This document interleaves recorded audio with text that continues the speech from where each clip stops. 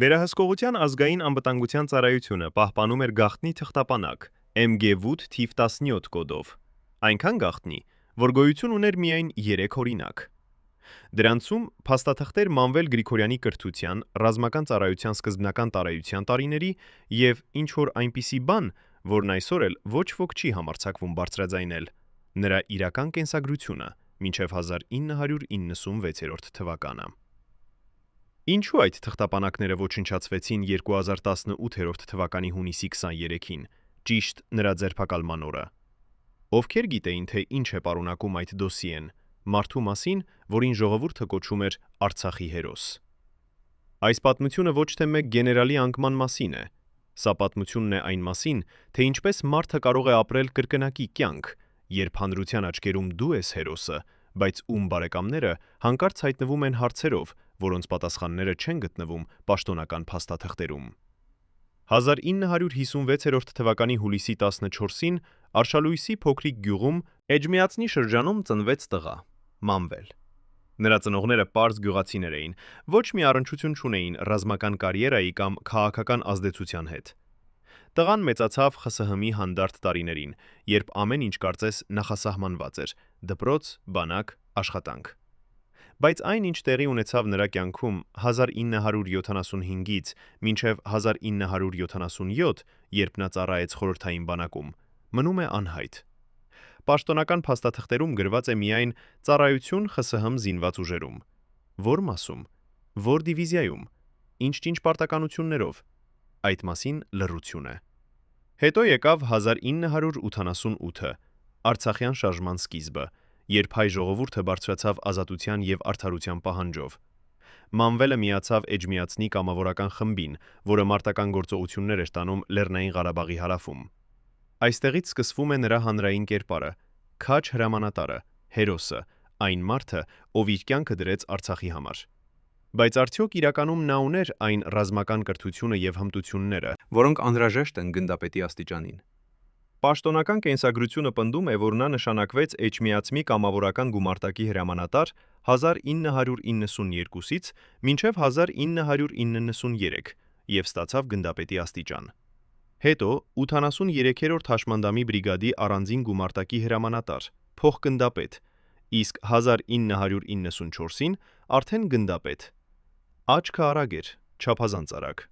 Մարդը, որի մասին փաստաթղթավորված ռազմական կրթության մասին ոչինչ չգիտենք, մինչև 1996-ը, երբ նա ավարտեց Ռուսական Դաշնության ռազմական ակադեմիայի բարձրագույն հրամանատարական դասընթացները։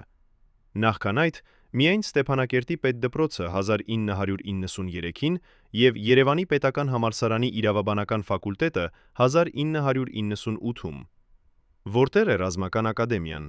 Որտեղ են այն տարիները պատրաստության, որոնք անհրաժեշտ են, որպեսզի մարդը դառնա բրիգադի հրամանատար։ 1996-ին Մանվել Գրիգորյանը նշանակվեց առաջին բանակային կորպուսի հրամանատար եւ ստացավ գեներալ-մայորի աստիճան։ Սրա համար անհրաժեշտ էր ոչ միայն փորձ, այլև համապատասխան կրթություն։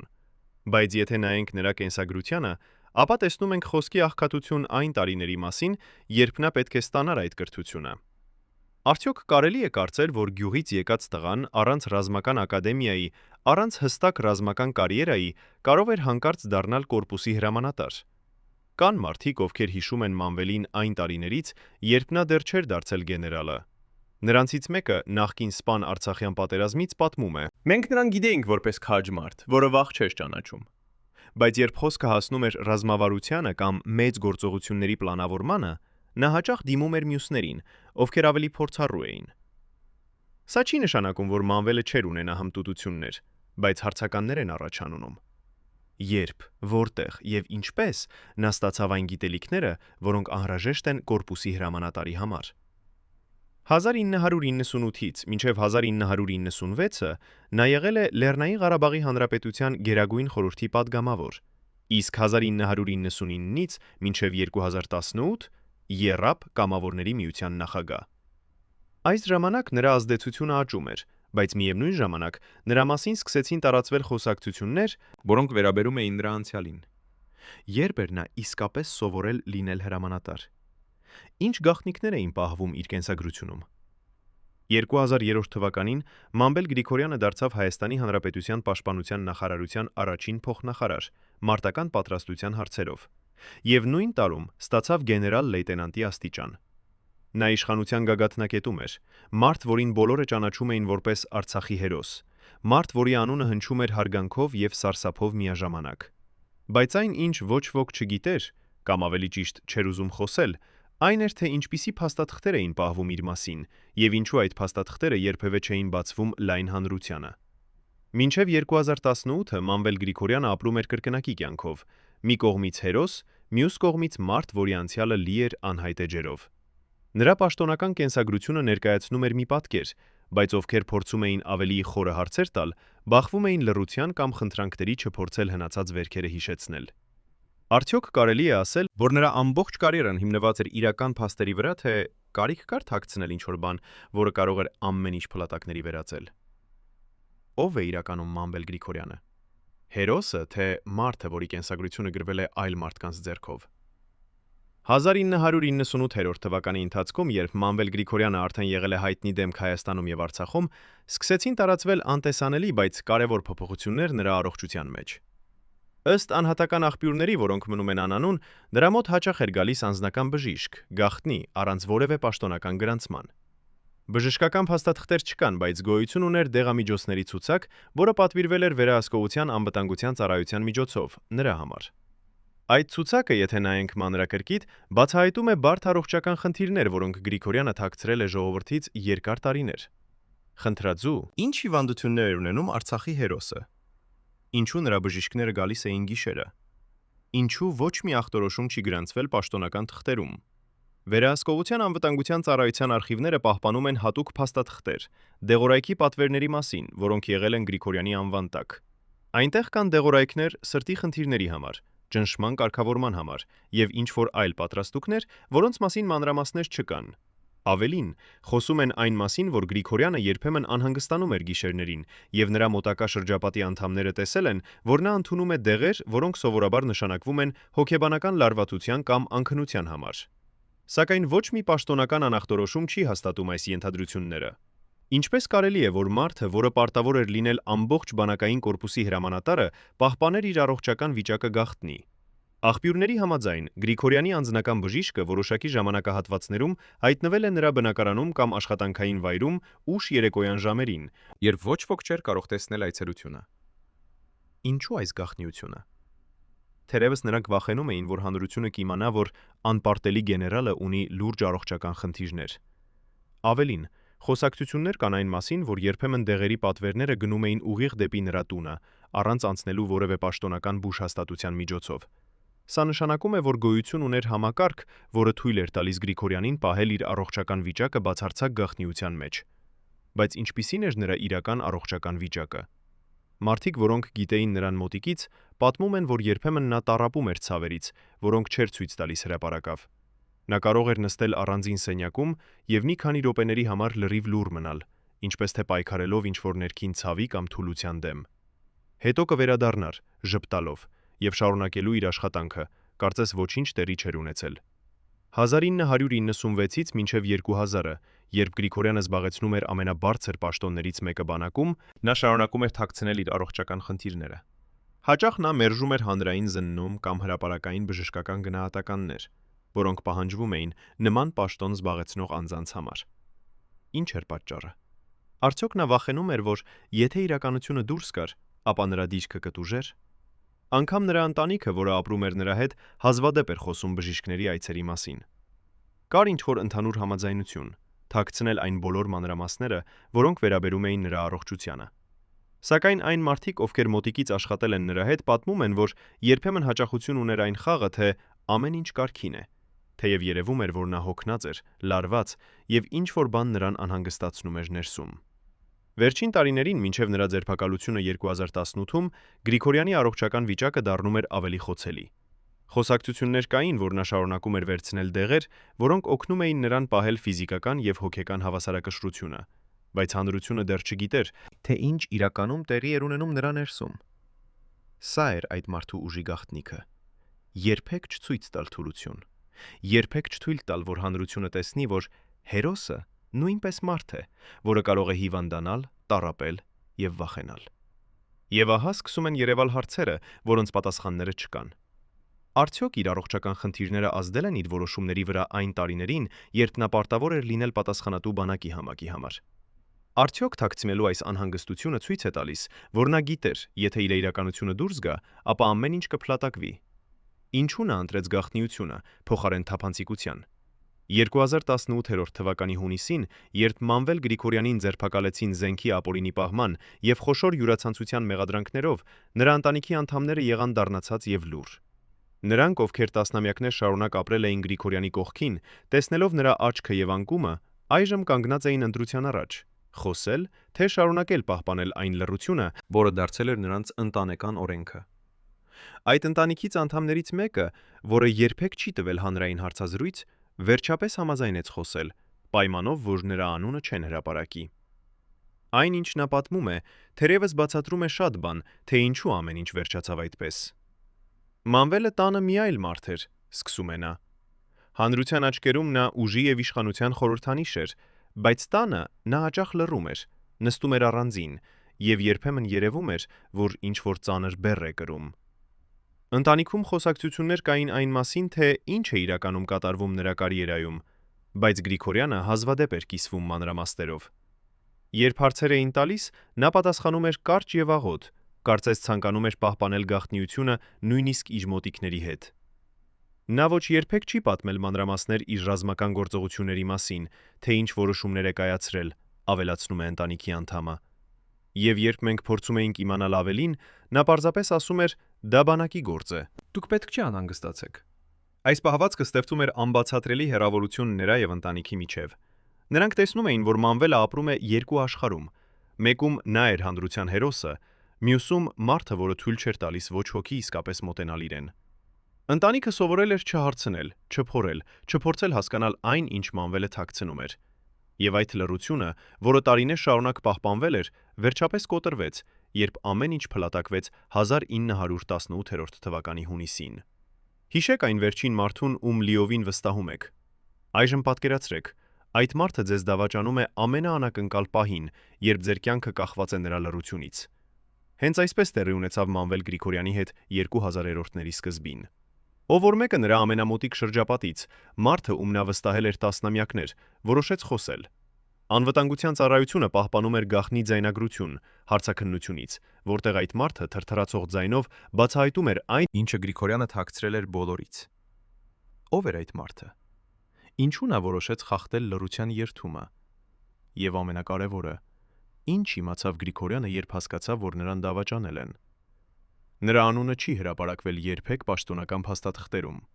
բայց մարդիկ, ովքեր աշխատել են վերահսկողության անվտանգության ծառայության մեջ, պատմում են դա եղել է մարդը, ով 17 տարի գործել էր որպես Գրիգորյանի անձնական պահակ եւ հավատարիմ օգնական։ 17 տարի, առանց մի խոսքի, առանց մի կասկածի։ Երբ 2017-ին սկսեցին խախտվել հին համակարգի շղթաները, երբ քաղաքական իշխանությունը փոխվեց եւ Հայաստանի փողոցներում մարդիկ պահանջում էին վերջ դնել կոռուպցիային, այդ մարդը կանգ առավ ընտրության առաջ։ Նա գիտեր ամեն ինչ, Գրիգորյանի գաղտնի հանդիպումները, այն վայրերը, որտեղ պահվում էին փաստաթղթերը եւ ավելին, այն մարդկանց անունները, ովքեր կապված էին խոշոր սխեմաների հետ։ Եվ երբ նրան հարցաքննեցին, նա խոսեց. «Ես չէի ուզում», ասում է անանուն աղբյուրը, որը ներկա է եղել հարցաքննության ժամանակ։ Նա նստել էր այնտեղ, խոնարհած գլուխը, եւ երբ խնդրեցի պատմել ամեն ինչ, նա սկսեց լալ։ Այս մարդը, որը 17 տարի պաշտպանել էր Գրիգորյանին, այժմ դարձել էր նրա ամենամեծ սպառնալիքը։ Խոսակցությունները պատմում են, որ Գրիգորյանը սկսեց կասկածել դավաճանության մասին 2017 թվականի վերջերին։ Եղան փոքր նշաններ։ Այդ մարդը հանկարծ դուրս գալիս էր սենյակից, երբ Գրիգորյանը խոսում էր հեռախոսով, կամ հարցեր էր տալիս, որոնք ավելի խորն էին, քան սովորական հետաքրքրություն։ Գրիգորյանը, ով արդեն տարիներ ապրել էր պարանոյայի մեջ, նկատեց այս փոփոխությունները, բայց նա չէր կարող հավատալ, որ նրա ամենահավատարիմ մարդը կարող է դավաճանել։ Չէ՞ որ վստահությունը տեղի է ունենում հենց այն պահին, երբ կարծում ես դու անվտանգ ես։ 2018 թվականի մայիսին, երբ քաղաքական իրավիճակը դարձավ լարված, երբ հին իշխանությունը սկսեց կործանվել, այդ մարդը ստացավ կանչ անվտանգության ծառայությունից։ Նրան ասացին՝ գալ մի անանուն շենք, որտեղ նրան սպասում էին հարցազրույցի համար։ Նա գիտեր, որ այժմ ժամանակն է եկել ընտրության։ Եթե նա լռեր, հնարավոր էր, որ նրա անունը նույնպես կհայտնվեր ցուցակում, որպես Գրիգորյանի գործընկեր։ Եթե խոսեր, նա կդավաճանի 17 տարվա հավատարմությանը։ Հարցաքննության ժամանակ նա պատմեց այն, ինչը ոչ ոք չգիտեր։ Նա ասաց, որ Գրիգորյանը պահպանում էր երկրորդ արխիվ, փաստաթղթերի հատուկ տուփ, որը գտնվում էր ոչ թե նրա պաշտոնական գրասենյակում, այլ մի լրիվ այլ վայրում։ Նա պատմեց, որ ամեն ամիս գաղտնի մարդիկ գալիս էին Գրիգորյանի մոտ փոխանցելու փաթեթներ, որոնց բովանդակությունը նա երբեք չէր տեսել, բայց կասկածում էր, որ դրանք կապված էին ապօրինի գործարքների հետ։ Եվ ամենակարևորը, նա պատմեց այն մասին, որ Գրիգորյանը ուներ պահեստային ելքի ծրագիր։ Եթե ամեն ինչ փլատակվեր, նա պատրաստ էր հեռանալ երկրից։ Երբ այս տեղեկատվությունը հասավ իշխանություններին, Գրիգորյանը դեռ չգիտեր, որ նրա ամենավստահելի մարդը խախտել է լռությունը։ Նա շարունակում էր ապրել կարծես ամեն ինչ նորմալ է, մինչև հունիսի 22-ը, այն օրը, երբ անվտանգության ուժերը ներխուժեցին նրա տունը։ Երբ նրանք եկան, Գրիգորյանը նայեց իր հավատարիմ օգնականին, ով կանգնած էր հեռվից, խուսափելով աչքերի հանդիպումից։ Եվ այդ պահին Գրիգորյանը հասկացավ. նրա դեմքը փոխվեց, ցավից, զայրույթից, բայց նաև ինչ-որ խորը հուսահատությունից։ Նա բացեց բերանը, կարծես ուզում էր ինչ-որ բան ասել, բայց ոչինչ չասաց։ Ինչպես կարող ես խոսել, երբ հասկանում ես, որ այն մարդը, ում վստահել ես 17 տարի, դավաճանել է քեզ ամենաանակնկալ պահին։ Այդ օգնականը, ով այժմ ապրում է անանուն կյանքով, երբեք չի խոսել հանրությանը։ Նա անհետացել է, փոխել է անունը եւ ապրում է հեռավոր տեղում։ Բայց մարդիկ, ովքեր ճանաչում են նրան, ասում են, նա երբեք չի ներել իրեն։ Նա տառապում է գիշերները, երազում է Գրիգորյանի դեմքը, որը նայում է նրան լի հիասթափությամբ եւ ցավով։ Դավաճանությունը միշտ թողնում է հետքեր, ոչ միայն նրա վրա, ով դավաճանվել է, այլ նաև նրա վրա, ով դավաճանել է։ Ինչու նա ընտրեց խոսել։ Արդյոք նա իսկապես կարծում էր, որ արդարությունը ավելի կարևոր է, քան հավատարմությունը, թե պարզապես վախենում էր, որ եթե չխոսի, ինքը նույնպես կցնծացվի իր նախկին տիրոջ հետ միասին։ Երևանի ստորերկրե աշխարհը լի է գաղտնիքներով, որոնք մնացել են դարերի խորքում։ Բայց ոչ մի վայր չի համեմատվում այն թունելների ցանցի հետ, որը գտնվում է հին պաշտպանության նախարարության շենքի տակ։ Այս թունելները կառուցվել են խորհրդային տարիներին, որպես հրատապ ցանկացած հարցի համար կապվեք մեր հեռախոսով 555-ուն 555, ելքի ուղի պատերազմի կամ հատուկ իրավիճակի դեպքում։ Բայց ոչ ոք, նույնիսկ այսօրվա ճարտարապետները, չի կարող ասել ճշգրիտ, թե քանի թունել գոյություն ունի եւ ուր են դրանք տանում։ Մանվել Գրիգորյանը գիտեր այդ թունելների մասին։ Ավելին, վերջին տարիներին նա սկսել էր ստուգել դրանք ամեն գիշեր։ Անվտանգության աղբյուրները պատմում են, որ 2012-ից սկսած Գրիգորյանը կանոնավոր կերպով լույսերից անցյալ գիշերը հայտնվում էր հին նախարարության շենքում եւ ներքև էր իջնում մութ թունելներ, որտեղ գտնվում էր հին պաշտպանական համակարգի մնացորդները։ Երբ հարցրին, թե ինչու նա անում էր այդ, ոչ ոք չէր կարող պատասխանել։ Բայց կային մարդիկ, ովքեր տեսել էին նրան այնտեղ, օդի լամպի լույսի տակ, քայլելով երկար մութ միջանցքներով եւ երբեմն դադարելով, ստուգելու դռները, որոնք տանում էին անհայտ վայրեր։ Ինչու Գրիգորյանը այդքան մեծ ուշադրություն էր դարձնում այդ հին թունելներին։ Արդյոք նա պատրաստվում էր ինչ-որ բանի, թե պարզապես փորձում էր հումեր հուսալի լինել, որ եթե անհրաժեշտություն ծագի, նա ունենա փախուստի ճանապարհ։ Թունելներից մեկը, ըստ հին քարտեզների, որոնք գտնվել են 2018-ին, տանում էր դեպի Հանրապետության հրապարակի մոտ գտնվող հին կայարանը։ Մեկ այլ թունել դեպի Կասկադի հարևանությամբ գտնվող ստորգետնյա ապաստարան, որը կառուցվել էր ցուրտ պատերազմի ժամանակ։ Եվ երրորդ թունելը, որը ամենահետաքրքիրն էր, տանում էր դեպի մի հին շինություն, հեռու քաղաքային կենտրոնից, որտեղ ըստ լուրերի նախկին իշխանությունները պահում էին գաղտնի արխիվներ։ Գրիգորյանը ճանաչում էր այդ բոլոր ուղիները։ Նա քարտեզներ էր պահում իր անձնական գրասենյակում, չթույլ տալով, որ ոչ ոք տեսնի դրանք։ Եվ երբ նրա տունը խուզարկվեց 2018-ին, հետաքննողները հայտնաբերեցին այդ քարտեզները, նշումներով, որոնք ցույց էին տալիս նրա մանրակրկիտ ուսումնասիրությունները։ Ինչու նա ուսումնասիրում էր այդ թունելները այդքան մանրամասն։ Ինչու նա քայլում էր գիշերները մութ ուղիներով, երբ կարող էր մնալ տանը, անվտանգ եւ հանգիստ։ Մի ականատես, ով աշխատել է անվտանգության ծառայության մեջ, պատմում է. Մենք մի անգամ հետևեցինք նրան։ Նա իջավ ներքև, բացեց մի հին երկաթյա դուռ, որը տանում էր ավելի խոր, եւ մտավ այնտեղ։ Մենք սպասեցինք շուրջ 20 րոպե, եւ երբ նա դուրս եկավ, նրա դեմքը լի էր փոշու, եւ նա թափահարում էր հագուստը։ Երբ հարցրինք ինչի համար եք այնտեղ գնում, Նա պարզապես ժպտաց եւ ասաց. «Պարզապես ստուգում եմ, որ ամեն ինչ կարգին է»։ Բայց ոչ մի բան կարգին չէր։ Թունելները սկսում էին փլվել ժամանակի ընթացքում, եւ դրանցից մի քանիսը փակվել էին հողի տակ։ Գրիգորյանը գիտեր, որ եթե անհրաժեշտություն ծագի փախչել, այդ ուղիները թերևս չեն աշխատի, բայց նա չէր կարող հրաժարվել այդ գաղափարից։ Նա անընդհատ ստուգում էր, վերանորոգում էր որոշ հատվածներ եւ անգամ դնում էր պաշարներ՝ ջուր, սնունդ, լապտերներ, թունելների որոշ կետերում։ 2017-ին, երբ քաղաքական իրավիճակը սկսեց լարվել, Գրիգորյանի այցելությունները թունելներ ավելացան։ Նա գնում էր գիշերները, երբ ոչ ոք չէր նկատում, եւ երբ վերադառնում էր, նրա աչքերում երևում էր անհանգստություն եւ հոգնածություն։ Ինչպես թե նա գիտեր ինչ-որ բան շուտով կփոխվի, եւ նա պատրաստվում էր դրան։ Բայց ամենասարսափելին այն էր, որ հարևանները երբեմն լսում էին տարօրինակ ձայներ։ Գիշերները, երբ Գրիգորյանը գտնվում էր թունելներում։ Մի հարևան պատմում է. «Մենք լսեցինք հնչյուններ։ Կարծես մեկը փորում էր հողը կամ տեղափոխում էր ծանր առարկաներ։ Մենք կարծում էինք, որ կառուցապատական աշխատանքներ են, բայց երբ հետո իմացանք, որ դա Գրիգորյանն էր թունելներում, հասկացանք, որ ինչ-որ ավելի խորն էր տեղի ունենում»։ Արդյոք Գրիգորյանը թաքցնում էր ինչ-որ բան այդ թունելներում։ Արդյոք նա ստեղծում էր գաղտնի պահեստ, որտեղ կարող էր պահպանել փաստաթղթեր կամ թանկարժեք իրեր, եթե ամեն ինչ փլատակվեր։ Կամ թերևս նա պարզապես պատրաստվում էր այն օրվա, երբ նա ստիպված կլիներ անհետանալ։ Երբ հետաքննողները փորձեցին մտնել թունելներ 2018-ին, նրանք հայտնաբերեցին, որ որոշ դռներ արգելափակված էին ներսից, եւ նրանց անհրաժեշտ էր հատուկ սարքավորումներ, բացելու դրանք։ Ինչու Գրիգորյանը արգելափակել էր այդ դռները։ Ինչ էր թաքցնում այնտեղ։ Մինչ օրս թունելների ամբողջական քարտեզը չի հայտնաբերվել։ Գրիգորյանը տարավ իր գաղտնիքները գերեզման, եւ ոչ ոք չգիտի, արդյոք այնտեղ դեռ մնացել են թաքնված փաստաթղթեր կամ ապացույցներ։ 2017 թվականի նոյեմբերի 23-ի երեկոյան,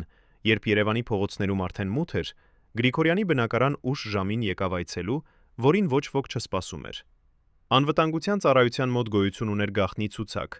անունների, ում թույլատրված էր անտեսանելի այցելություններ կատարել առանց գրանցման, առանց հետքերի։ Այդ ցուցակում եղել են միայն 7 անուն, եւ այդ երեկո եկածը եղել է նրանցից մեկը։ Ո՞վ էր այդ մարդը։ Ինչու նա այցելեց Գրիգորյանին այդ ուշ ժամին, երբ քաղաքը արդեն քնած էր։ Եվ ամենակարևորը, ինչու երբ այցելուն դուրս եկավ, Գրիգորյանը տեսավ այնպես, կարծես իմացել էր ինչ-որ անդառնալի։ Հարևաններից մեկը, ով ապրում էր նույն շենքում, պատմում է. «Ես լսեցի բարձրացած ձայներ։ Նրանք չէին գոռում, բայց երևում էր, որ խոսում էին լարված։ Ես չէի կարող հասկանալ խոսքերը, բայց տոնը շատ լուրջ էր»։ Հարևանը նաև հիշում է, որ երբ այցելուն դուրս եկավ, Գրիգորյանը ուղեկցեց նրան մինչև դուռը, եւ նրանց վերջին խոսակցությունը տևեց մոտ 3 րոպե, մութ միջանցքում։ Ո՞վ էր այդ մարդը։ Անվտանգության աղբյուրները լռում են, բայց անանուն մարդիկ, ովքեր աշխատել են այն ժամանակ, հուշում են 3 անուններ. մեկը նախկին բարձրաստիճան բանակային գործիչ, մեկը քաղաքական խորհրդական եւ երրորդը հարուստ գործարար, ով ունեցել է մեծ ազդեցություն երկրի տնտեսության վրա։ Խոսակցությունները տարածվում են, որ այդ այցելությունից հետո Գրիգորյանը փոխվեց։ Մարդիկ, ովքեր հանդիպեցին նրան հաջորդ օրերին, պատմում են, որ նա ավելի լուռ էր, ավելի խորհրդածու։ Նա հազվադեպ էր ժպտում, եւ երբ խոսում էր, նրա խոսքերը կարող էին լինել կտրուկ եւ անակնկալ։ Ինչպես թե նա սպասում էր ինչ-որ բանի, եւ այդ սպասումը նրան տանջում էր։ Ինչ ասաց այդ գաղտնի այցելուն Գրիգորյանին։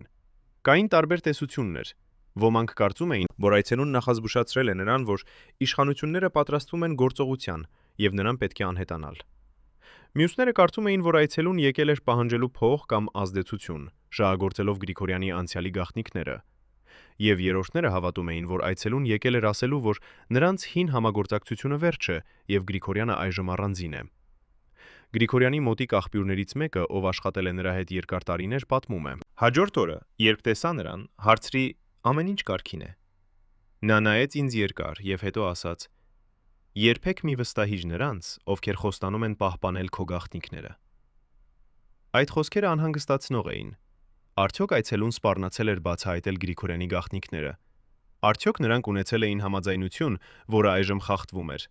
Կամ թերևս այցելուն ասել էր ինչ-որ այնպիսի բան, որը Գրիգորյանը չէր սպասում լսելու, մասին մարդուն, ում նա վստահել էր, կամ մասին իրադարձության, որն ուղղակիորեն վերաբերում էր նրա ապագային։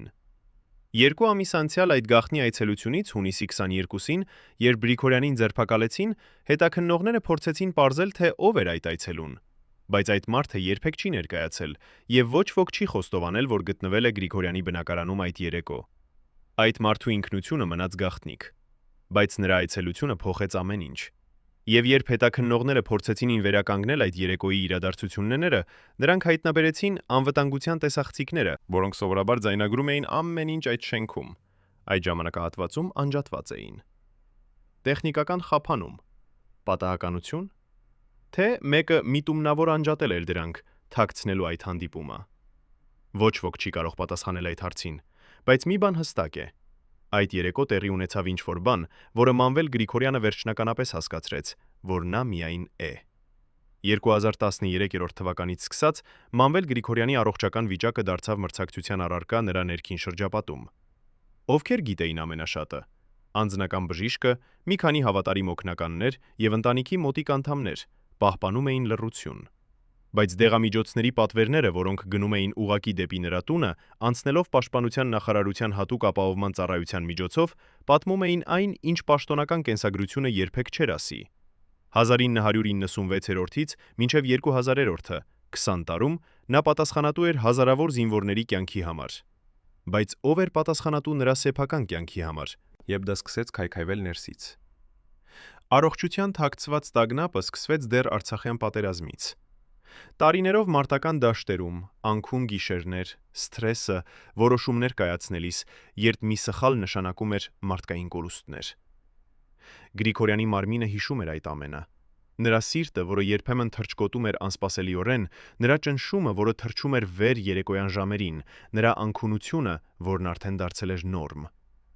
Մարդը, որը ժողովրդի համար խորհրդանիշ էր ուժի եւ անկոտրուկի,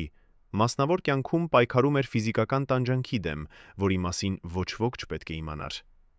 Դեղորայքների ցուցակը, որը արտացվեց 2018-ին նրա խուզարկության ժամանակ, պարունակում էր 7 հանուն։ Սրտի ռիթմի կարգավորման դեղեր, ճնշման իջեցնող հզոր պատրաստուկներ, անկնության դեմ միջոցներ եւ ինչ-որ դեղամիջոց, որի անվանումը հասկանալի էր միայն բժիշկներին, մարդկանց համար, ովքեր ունեն քրոնիկական ցավային համախտանիշ։ Սա չէր պարզ հոգնածությունը, սա էր մարմնի աստիճանական քայքայումը, տարիներ շարունակ անտեսված եւ թաքցված։ Նախկին սպաներից մեկը, ով ծառայել է Գրիգորյանի հրամանատարության ներքո 1994-ից մինչև 1996-ը, հիշում է մի դրվագ, որը երբեք չէր պատմել հրապարակավ, մինչև հիմա։ 2018-ում, երբ հին իրադարձությունները սկսեցին նորից քննարկվել, նա համաձայնեց խոսել, անանուն։ Մենք Ստեփանակերտում էինք 1995-ի գարուն։ Գրիգորյանը պետք է հանդիպեր բարձրաստիճան հյուրերի հետ։ Ես կանգնած էի դռան մոտ, երբ լսեցի ձայն նրա գրասենյակից։ Մտա ներս եւ տեսա նրան, նստած պատին հենած, բաց վերնաշապիկով, ձեռքը սրտի վրա։ Նրա դեմքը մոխրագույն էր, քրտինքը հոսում էր։ Երբ նա նկատեց ինձ, շտապ ասաց. «Ոչինչ չէ, արյան ճնշումս ընկել է, շուտով անցնում է»։ Ես առաջարկեցի բժիշկ կանչել, բայց նա խստորեն արգելեց։ «Ոչ ոք չպետք է իմանա», ասաց նա։ 10 րոպե անց նա արդեն կանգնած էր հանդիպման սրահում, ժպտալով, ամուր ձայնով խոսելով, կարծես ոչինչ տեղի չէր ունեցել։ Այսպիսի դրվագները կրկնվում էին։ Երբ Գրիգորյանը դարձավ առաջին բանակային կորպուսի հրամանատար 1996-ին, նրա ուսերի վրա դրվեց պատասխանատվության նոր բեռ։ Մարդը, որը չուներ պաշտոնական բարձրագույն ռազմական կրթություն մինչև այդ տարին, հանկարծ հայտնվեց պաշտոնում, որը պահանջում էր անդադար եղծանություն եւ ուժ։ Եվ նրա մարմինը սկսեց ազդանշան տալ։ Բժշկական առեղծվածը խորանում էր նրանով, որ Գրիգորյանը բացարձակապես մերժում էր պլանավորված զննումները։ Պաշտպանության նախարարության բարձրաստիճան պաշտոնյաներից ակնկալվում էր տարեկան բուժ զննում, բայց Գրիգորյանի անվամբ այդպիսի փաստաթղթեր բացակայում էին 2005-ից սկսած։ Ինչպես կարող էր մարդը, որը ղեկավարում էր բանակային կորպուսը, խուսափել պարտադիր բժշկական ստուգումներից։ Պատասխանը պարզ էր. նա ուներ պաշտպանություն վերևից, մարդիկ, ովքեր թույլ էին տալիս նրան շրջանցել կանոնները։ Բայց ինչու։ Ինչ էին վախենում բացահայտել։ Գրիգորյանի անձնական բժիշկը, որի անունը երբեք չի հրապարակվել, եկավ նրա մոտ գիշերային ժամերին 2 անգամ շաբաթը։ Այցելությունները տևում էին 30-ից 40 րոպե։ Ինչ որ մեկը տեսել է, թե ինչպես բժիշկը փոքր սև պայուսակով մտնում է շենք ու դուրս է գալիս լուր։ Ներսում էին ինժեկցիաներ, չափիչներ, դեղորայք։ Եթե հարցնեի քարևաններին, նրանք կասեին այդ բժիշկը երբեք չի գրանցվել մուտքի ժուրնալում։ Նա էր ուրվականից անտեսանելի, արգելված խոսելու իր պացիենտի մասին։ Երբ Գրիգորյանը դարձավ ՊՆ առաջին փոխնախարար 2003-ին, նրա աշխատանքային օրը սկսվում էր 6 առավոտյան եւ ավարտվում էր ուշ գիշերը։ Նիստեր, զեկուցումներ, մարտական պատրաստության ստուգումներ։ Նրա ֆիզիկական վիճակը դառնում էր ավելի խոցելի, բայց պաշտոնական դիմանկարներում նա երևում էր անսասան։ Իսկականությունը տարբեր էր։ Մարդիկ, ովքեր աշխատում էին նրա հետ մոտիկից, նկատում էին, որ նա երբեմն դադարում է խոսքի մեջ, փակում աչքերը մի քանի վայրկյան, կարծես պայքարում է ցավի դեմ, հետո շարունակում է, այնպես կարծես ոչինչ չի եղել։ Հետաքննության ժամանակ բացահայտվեց, որ Գրիգորյանի համար պատվիրված դեղամիջոցների արժեքը միայն 2011-ից մինչև 2016-ը կազմել է շուրջ $53,000։ Ընդհանուր առմամբ պետական միջոցներից ով էր թույլ տվել այս ծախսերը։ Ինչու այդ դեղերը չէին գնվում պաշտոնական բժշկական հաստատություններից։ Պատասխանը հասկանալի էր, որովհետև եթե դեղերը գնվեին պաշտոնական ճանապարհով, ապա դրանց ցուցակը կհայտնվեր հաշվետվություններում, եւ մարդիկ կիմանային, որ անպարտելի գեներալը տառապում է լուրջ հիվանդություններից։ Վերջին տարիներին Գրիգորյանի ներքին շրջապատի անդամները սկսեցին նկատել նրա պահվածքի փոփոխությունները։ Նա դարձավ ավելի նյարդայնացած, արագ գրգռվող, երբեմն անհասկանալիորեն ագրեսիվ։ Մոտիկները կարծում էին, որ դա քաղաքական ճնշման հետևանք է, բայց իրականում դա էր քրոնիկական ցավի եւ անքնության արդյունքը։ Մարմինը չէր կարողանում հանգստանալ եւ միտքը կորցնում էր իր սթրությունը։ Գրիգորյանի կնոջից մեկը, ով այժմ ապրում է լռության մեջ, մի անգամ ասաց իր ընկերուհուն. «Նա գիշերները շատ քիչ է քնում։ Երբեմն ես արթնանում եմ 3-4-ին եւ տեսնում եմ նրան նստած պատուհանի մոտ, նայելով դուրս։ Երբ հարցնում եմ ինչու չես քնում, նա ասում է միտքս չի հանգստանում։ Բայց ես գիտեմ, որ դա ավելին է, քան պարզ անհանգստություն։ Նա ցավ ունի, բայց երբեք չի ասում»։ Արդյոք իր առողջական վիճակը ազդել է նրա որոշումների վրա։ Արդյոք քրոնիկական ցավով եւ անքնությամբ ապրող մարդը կարող էր ճիշտ կայացնել ռազմավարական որոշումներ, որոնք վերաբերում էին ամբողջ երկրի անվտանգությանը։ Սրանք հարցեր են, որոնց պատասխանները երբեք չեն տրվել։ Բայց երբ 2018-ում Գրիգորյանին ձերբակալեցին, նրա առողջական վիճակը արդեն այնքան վատ էր, որ բանտում նա պահանջեց հատուկ բուժօգնություն։ Առողջության այդ քայքայումը չէր տեղի ունեցել մի օրում։ Դա էր տասնամյակների լուր տանջանքի արդյունքը, տանջանքի, որը նա թաքցրել էր բոլորից, պահպանելու իր անսասան կերպարը։ Ով պատասխանատու է այն մարդու առողջության համար, ով պաշտպանում է երկիրը։ Եվ արդյոք կարելի է պահանջել անսասանություն մարդուց, ով ներսից քայքայվում է, բայց պարտավոր է ցույց տալ ուժ։ 2012-ից մինչև 2016-ը Մանվել Գրիգորյանի շուրջը գործում էր անտեսանելի խումբ, 5 մարդ, ովքեր գիտեին ամեն ինչ։ Ամեն իրական հիվանդություն, ամեն քաղաքական գործարք, ամեն թունել, ամեն գաղտնի հաշիվ։ Այդ 5-ը չէին պարզապես օգնականներ կամ պահակներ։ Նրանք էին ապահովագրությունը, գաղտնիքների պահապանները, մարդիկ, ում լռությունը արժեր ավելին, քան ոսկին։ Բայց 2016-ին ամեն ինչ փոխվեց։ Այդ 5-ից մեկը սկսեց խոսել։ Նախկին բարձրաստիճան պաշտոնյան անվտանգության ծառայությունից պատմում է. «Մենք գիտեինք, որ գոյություն ունի այդ խումբը։ Մենք նրանց անվանում էինք անտեսանելի հինգյակը։ Նրանք երբեք միասին չէին երևում հրապարակավ։ Նրանցից յուրաքանչյուրն ուներ իր տարածքը։ Մեկը պատասխանատու էր ֆինանսների համար, մեկը անվտանգության, մեկը բժշկական գաղտնիքների, մեկը փաստաթղթերի եւ մեկն էլ արտասահմանյան կապերի համար։ Եթե ուզեիր հասնել Գրիգորյանին, պետք է անցնեիր այդ 5-ից մեկի միջով։ Բայց 2016-ի աշնանը, երբ քաղաքական մթնոլորտը սկսեց լարվել, այդ 5-ը կանգնեցին ընտրության առաջ։ Նրանցից յուրաքանչյուրը հասկանում էր, համակարգը փլատակվում է, եւ նրանք պետք է որոշեին մնալ հավատարիմ մինչև վերջ, թե փրկել իրենց։ Առաջին ճակը հայտնվեց նոյեմբերին։ Մեկը այդ 5-ից, նա, ով պատասխանատու էր ֆինանսական հոսքերի համար, հանկարծ անհետացավ։ Նա չհայտնվեց իր սովորական վայրում, չպատասխանեց հեռախոսին, եւ երբ Գրիգորյանի մարդիկ գնացին նրա բնակարան, տեսան, որ այն դատարկ է։ Նա վերցրել էր ամենակարևոր փաստաթղթերը եւ հեռացել։ Ավելին, հետագա հետաքննությունը ցույց տվեց, որ նա արտասահման էր փախել 3 օր առաջ։ Գրիգորյանը հասկացավ, որ դավաճանությունը սկսվել է։ Նա հրավիրեց մնացած 4-ին եւ ասաց. «Մեզանից մեկը վաճառել է։ Եթե մյուսներից մեկը փորձի նույնը, ես կգտնեմ նրան, անկախ նրանից որտեղ կլինի»։ Բայց սպառնալիքները այլևս չէին աշխատում։ Ստվերային համակարգը, որը պահել էր Գրիգորյանին իշխանության մեջ, արդեն քայքայվում էր։ Ֆիզիկապես Գրիգորյանը տանում էր այս ճնշման հետևանքները։ 2017-ի սկզբին, երբ նա արդեն 61 տարեկան էր, նրա արտաքինը սկսեց փոխվել։ Եթե նայենք նկարներին 1998-ից, տեսնում ենք ուժեղ, ուղիղ կարգավիճակով մարդու, սև մազերով, վճռական դեմքով։ Բայց 2017-ի նկարներում այդ մարդը արդեն ծերացել է ոչ թե 19 տարում, այլ երեսի պես։ Մազերը ամբողջովին ճերմակել են, դեմքի մաշկը թուլացել է, աչքերի տակ խոր հուսահատության գծեր։ Քայլքը դարձել է ավելի դանդաղ, ուսերը թեթևակի խոնարհած։ Սա ֆիզիոլոգիայի չարաշահման արդյունքն էր, երբ մարմինը չի կարողանում դիմակայել տարիների սթրեսին, թաքցված հիվանդություններին, անընդհատ լարվածությանը։ Մարդիկ, ովքեր տեսնում էին նրան այդ տարիներին, պատմում են, որ երբեմն նա դադարում էր աստիճաններ բարձրանալիս։ Հենվում էին, կարծես լցվում է օդով։ Երբեմն նրա ձեռքերը թրթռում էին, երբ նա ստորագրում էր փաստաթղթեր։ Եվ երբեմն նրա ձայնը դառնում էր թույլ, անհետանում խոսքի մեջ։ Բայց հանրությունը չէր տեսնում այս պատկերը։ Հանրության համար Գրիգորյանը դեռ էր հերոսը, ուժեղը, անսասանը։ Արխիվների հարցը դարձավ կարևոր 2018-ին, երբ հետաքննողները սկսեցին փնտրել ապացույցներ Գրիգորյանի գործունեության մասին։ Պաշտպանության նախարարության արխիվում գոյություն ուներ հատուկ բաժին, հատուկ թղթապանակներ, որտեղ պահվում էին գաղտնի զեկուցումները։ Հետաքննողները բացեցին այդ բաժինը եւ հայտնաբերեցին, որ 72 էջ բացակայում է։ Հենց այն էջերը, որոնք վերաբերում էին Գրիգորյանի գործունեությանը 2006-ից մինչև 2012։ Ով ոչնչացրեց այդ էջերը։ Երբ։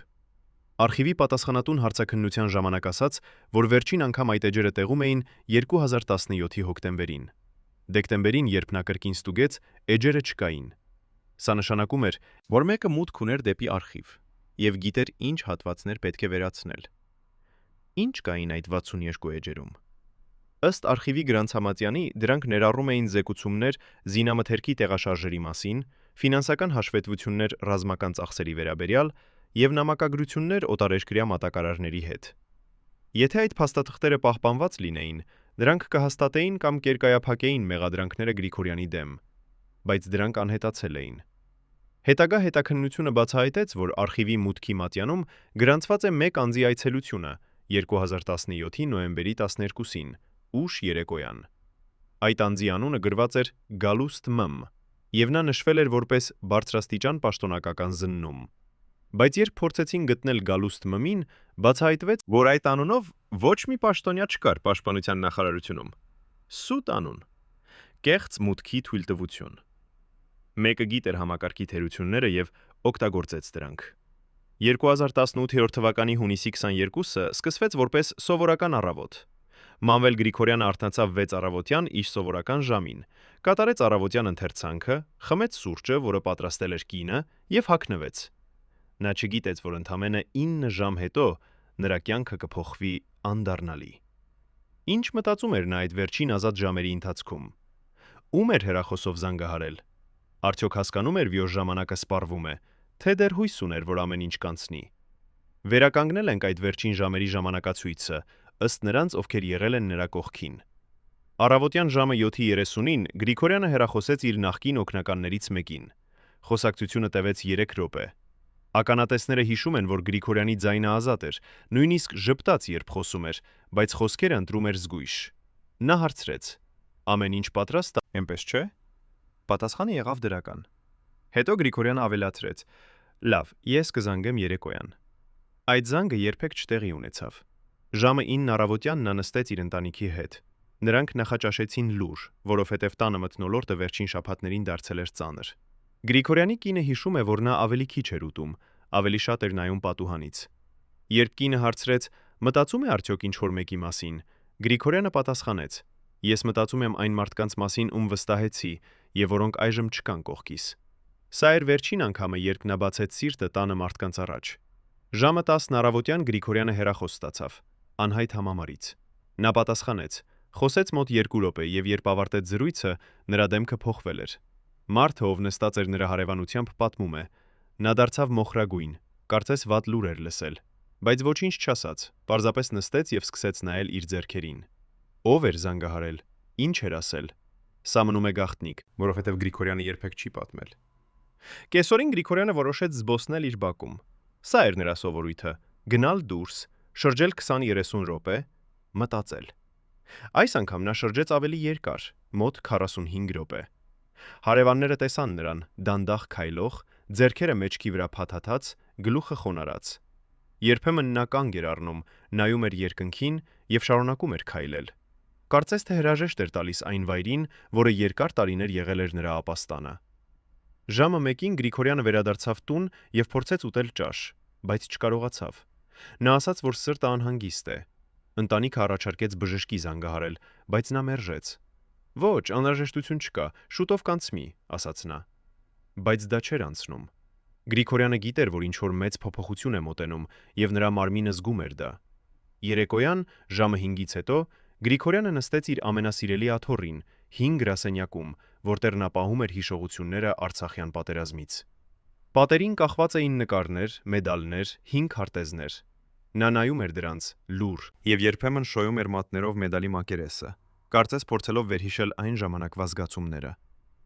Երբ ընտանիքի անդամը մտավ եւ հարցրեց. «Ուզում է արդյոք խոսել», Գրիգորյանը ժպտաց եւ ասաց. «Ես պարզապես հիշում եմ, թե ինչպես էինք մենք երիտասարդ, անվախ եւ լի հույսով»։ Ժամը 6:30 երեկոյան դռան զարկեցին։ Երբ դուռը բացվեց, Գրիգորյանը տեսավ մի խումբ անհայտ մարդկանց, պաշտոնական ձևով, փաստաթղթերով ձեռքերում։ Նրանցից մեկը ասաց. «Մանվել Հրաչյայի Գրիգորյան, դուք ձերբակալված եք»։ Այդ պահին Գրիգորյանի դեմքը չփոխվեց։ Նա պարզապես գլուխ շարժեց, կարծես ասելով. «Ես գիտեի»։ Նա չդիմադրեց, չբարձրաձայնեց, չփորձեց փախչել։ Նա պարզապես դարձավ դեպի իր ընտանիքը եւ ասաց. «Ամեն ինչ կլավանա»։ Սա էին նրա վերջին խոսքերը տանը։ Արդյոք նա հասկանում էր, որ սա ավարտն է։ Արդյոք նա պատրաստված էր այս պահին, թե ներսում դեռ հույս ուներ, որ կարող է փախչել դատավճռից։ Երբ Մանվել Գրիգորյանի տունը խուզարկվեց, հայտնաբերված ցուցակը պարունակում էր 17 անուն։ Այդ անունները պատկանում էին մարդկանց, ովքեր վերջին 20 տարում ամենաշատ շահել էին Գրիգորյանի իշխանությունից։ Ո՞վ էին նրանք։ Ինչպես օգտագործեցին իրենց կապերը Գրիգորյանի հետ, հարստանալու, ազդեցություն ձեռք բերելու եւ հետո անհետանալու, երբ ամեն ինչ փլատակվեց։ Ո՞վ էր իսկական շահառուն այս պատմության մեջ, եւ արդյոք Գրիգորյանը միայն պիոն էր ավելի մեծ խաղում։ 17 անուններից 7-ը պատկանում էին բիզնեսմեններին, ովքեր ստացել էին պետական պատվերներ, անմրցակցային։ 2 անունը նախկին բարձրաստիճան բանակային գործիչներ, ովքեր թոշակի անցնելուց հետո հանկարծ դարձել էին խոշոր ընկերությունների տնօրեններ։ 3 անունը արտերկրյա գործընկերներ, ովքեր մատակարարում էին սարքավորումներ Հայաստանի բանակին, գներով, որոնք 2 անգամ ավելի էին, քան միջազգային շուկայում։ 5 անունը ներքին մարդիկ, ովքեր կազմակերպում էին համակարգը եւ ստանում էին իրենց բաժինը։ Եվ մնացած անունները ուրվականներ, ովքեր գոյություն չունեին պաշտոնական փաստաթղթերում։ Հետագա հետաքննությունը ցույց տվեց, որ այդ 17 անուններից 14-ը դարձան զգալիորեն հարուստ 2003-ից մինչև 2018-ը։ Նրանցից ամենահարուստը ձեռք բերեց գույք, ընդհանուր արժեքով $150 միլիոն։ Նրա անունը հրապարակված չէ, բայց նա հայտնի է որպես մարդ, ով վերահսկում էր զինամթերքի ներմուծումը։ Այս մարդը երբեք չի հայտնվել դատարանում։ Նա հեռացել է երկրից 2017-ի վերջերին եւ այժմ ապրում է անհայտ երկրում նոր անունով։ Երկրորդ ամենամեծ շահառուն եղավ պաշտոնյա, ով պատասխանատու էր սննդամթերքի մատակարարման համար բանակ։ Նա ստեղծեց ընկերություններ, կեղծ անուններով, եւ այդ ընկերությունները վաճառում էին սննդամթերք բանակին, գներով, որոնք եռապատիկ էին իրական արժեքից։ Երբ նրան հետաքննեցին 2018-ում, նա պնդեց, որ լուծում էր միայն առաջադրանքները, որոնք տրված էին վերևից։ Բայց ով էր վերևը։ Նա մերժեց անուններ տալ։ Երրորդ խումբը, արտերկրյա գործընկերները, գործում էին ավելի նրբորեն։ Նրանք տրամադրում էին սարքավորումներ, որոնք հաճախ անորակ էին կամ հին մոդելի, բայց փաստաթղթերում գրված էր նորագույն տեխնոլոգիա։ Հետաքննությունը բացահայտեց, որ այդ սարքավորումների իրական արժեքը կազմում էր միայն 25% այն գումարից, որը վճարվել էր նրանց համար։ Մնացած 75%-ը բաժանվել էր միջնորդների միջև, եւ Գրիգորյանը եղել է այդ համակարգի կենտրոնական կետը, ով թույլ էր տալիս, որ այս գործարքները տեղի ունենան։ Բայց ամենահետաքրքիրը եղավ այն հայտնաբերումը, որ կատարվեց 2019-ում։ Հետաքննողները գտան գաղտնի բանկային հաշիվ Կիպրոսում, որի սեփականատերը անհայտ էր, բայց երբ հետևեցին գումարի հոսքին, պարզվեց, որ այդ հաշիվը ստացել է փոխանցումներ 10 տարվա ընթացքում, եւ գումարի ընդհանուր քանակությունը կազմում էր $34 միլիոն։ Փոխանցումները եկել էին տեին տարբեր ընկերություններից, որոնք բոլորը կապված էին Հայաստանի պաշտպանության համակարգի հետ։ Ով էր այդ հաշվի սեփականատերը։ Մինչ օրս չի հաստատված, բայց կասկածները ուղղված են երկու մարդու՝ նախկին բարձրաստիճան պաշտոնյայի եւ արտերկրյա միջնորդի։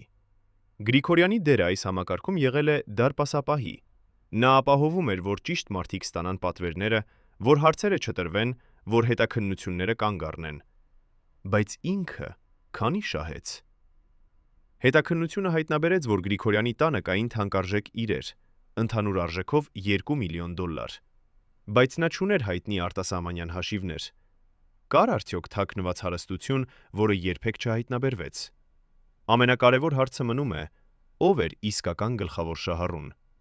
Եթե հետևենք փողի հոսքին, ապա տեսնում ենք, գումարի մեծ մասը վերջում հայտնվեց մի քանի մարդկանց ձեռքում։ Այդ մարդիկ այժմ ապրում են հարմարավետ կյանք արտասահմանում, իսկ Գրիգորյանը մնաց որպես զո, ով վերցրեց ամբողջ պատասխանատվությունը։ Արդարություն է սա, թե պարզապես նոր դարի պատմություն, երբ փոքրը պատասխանում է, իսկ մեծը փախչում։ 2020 թվականի նոյեմբերի 19-ին Հայաստանի բժշկական համակարգը գրանցեց մի փաստաթղթային դուսգրություն։ Անուն՝ Մանվել Գրիգորյան, տարիք՝ 64, պատճառ՝ սրտի անբավարարություն։ Այդ գիշերը, երբ Երևանի փողոցները լուռ էին եւ երկինքը մութ, մարդ, որը տարիներ շարունակ խորհրդանիշ էր ուժի եւ իշխանության, հանգչեց։ Բայց վկայությունները այն մարդկանցից, ովքեր եղել են նրա հետ վերջին օրերին, պատմում են այլ իրականություն, այն, ինչ չի գրվում պաշտոնական փաստաթղթերում։ Գրիգորյանի նախկին բանտարկյալ ընկերներից մեկը, անանուն մարդ, ով համաձայնեց խոսել 3 տարի անց, պատմում է. Վերջին շաբաթը Մանվելը տարօրինակ էր։ Նա նստում էր իր սենյակում, նայում էր պատուհանից, եւ երբ ես հարցնում էի ինչու է լուռ, նա ասում էր. ես սպասում եմ։ Ինչ էր սպասում Գրիգորյանը։ Արդյոք նա ընդունել էր, որ վերջն է մոտենում, թե դեռ հույս ուներ փրկության։ Վերջին 3 օրը Գրիգորյանի առողջական վիճակը սրվեց։ Նա մերժեց ուտելը, խմեց միայն ջուր, եւ երբ բժիշկը ստուգեց նրան, ասաց. սիրտը թույլ է, պետք է հոսպիտալացնել։ Բայց Գրիգորյանը մերժեց։ Նա ասաց. ես կմնամ այստեղ։ Ինչպես թե գիտեր, փոխադրումը ոչինչ չի փոխի։ Նրա վերջին խոսակցությունները եղան իր ընտանիքի հետ։ Նրանք եկան տեսակցության, եւ երբ նրանք հարցրին ինչպես է զգում, նա պատասխանեց. ես հոգնած եմ։ Շատ տարիներ պայքարեցի, եւ այժմ ժամանակն է հանգստանալու։ Այս խոսքերը ցավակից էին, որովհետև դրանք հնչում էին որպես հուշագիր։ Ընտանիքի անդամները փորձեցին նրան քաջալերել, բայց Գրիգորյանը պարզապես ժպտաց եւ ասաց. դուք պետք է ուժեղ լինեք։ Նոյեմբերի 18-ի գիշերը Գրիգորյանը չքնեց։ Պահակը, ով հերթապահում էր, հիշում է, մոտ 2-ին նա զանգահարեց եւ ասաց, որ զգում է դժվարություն շնչառության մեջ։ Մենք անմիջապես կանչեցինք բժշկին։ Բժիշկը եկավ, ստուգեց նրան եւ հասկացավ սիրտը գտնվում է շատ թույլ վիճակում։ Նա հարցրեց. ուզում եք հիվանդանոց տեղափոխվել։ Գրիգորյանը շունչ քաշեց դժվարությամբ եւ ասաց. ուշ է։ Առավոտյան նոյեմբերի 19-ը, ժամը 6 առավոտյան, Մանվել Գրիգորյանի սիրտը դադարեց։ Նրա վերջին խոսքերը ըստ բժշկի եղան. ներեցեք։ Ում էր ուղղված այդ ներողամտությունը։ Ընտանիքին, զոհերին, թե իրեն։ Բժիշկը գրեց պաշտոնական գրանցում. մահը եղավ բնական պատճառներով, սրտի անբավարարություն։ Բայց հարցերը մնացին։ Երբ լուրը տարածվեց, հասարակությունը բաժանվեց։ Ոմանք ասացին. նա հերոս էր, նա պաշտպանեց Արցախը։ Մյուսները ասացին. նա հանցագործ էր, նա շահագործեց համակարգը։ Բայց ով կարող է իսկապես դատել մարդուն, որի կյանքը եղել է այդքան բարդ եւ հակասական։ Նա եղել է հերոս մարտական դաշտում։ Նա եղել է տարերային, բոլորից թաքցնելով իր իսկական կյանքը։ Եվ նա եղել է զոհ, համակարգի, որը օգտագործեց նրան եւ հետո թողեց միայնակ։ Մանվել Գրիգորյանի թաղման օրը եկան հարյուրավոր մարդիկ։ Ովքեր էին նրանք՝ հարազատներ, ընկերներ, թե պարզապես հետաքրքրասերներ։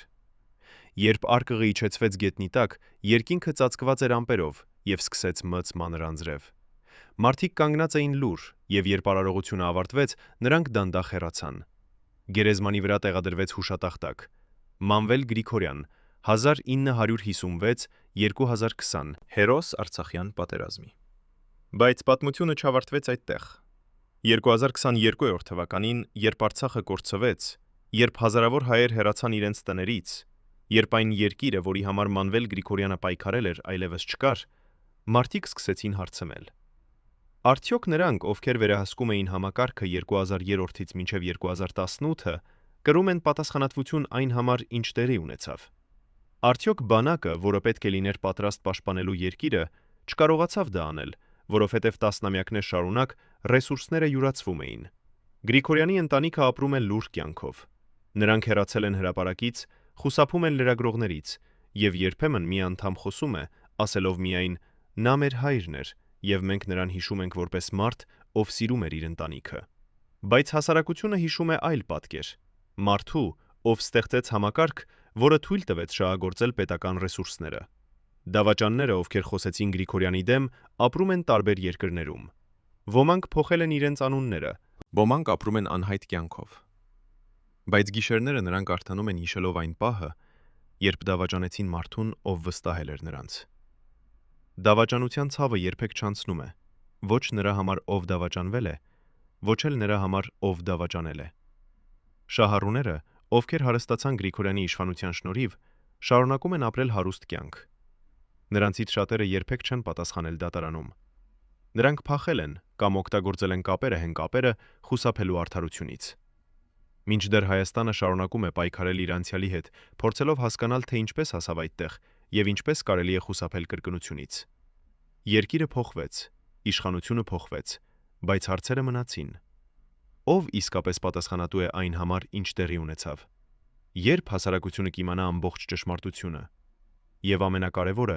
արդյոք երբևէ կգտնվեն բոլոր այն մարդիկ, ովքեր շահեցին երկրի գորստից եւ կպատասխանեն իրենց արարքների համար։ Մանվել Գրիգորյանի գերեզմանը դարձել է խորհրդանիշ։ Ոմանք այցելում են հարգանք տալու, հիշելով նրան որպես հերոս։ Մյուսները անցնում են կողքով անհանգստությամբ,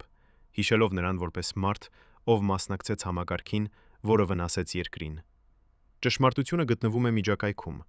Նա եղել է երկուսն էլ՝ հերոս եւ մեղավոր, պաշտպանիչ եւ շահագործող։ Բայց գլխավոր հարցը մնում է բաց. ով իսկապես սեղմեց պատմության շարժիչը, որը հասցրեց Արցախի կորուստին։ Արդյոք մենք երբևէ կիմանանք ամբողջ ճշմարտությունը, թե այն կմնա թաղված գերեզմանների հետ մեկտեղ։ Մանվել Գրիգորյանի պատմությունը ավարտվեց, բայց հարցերը ոչ։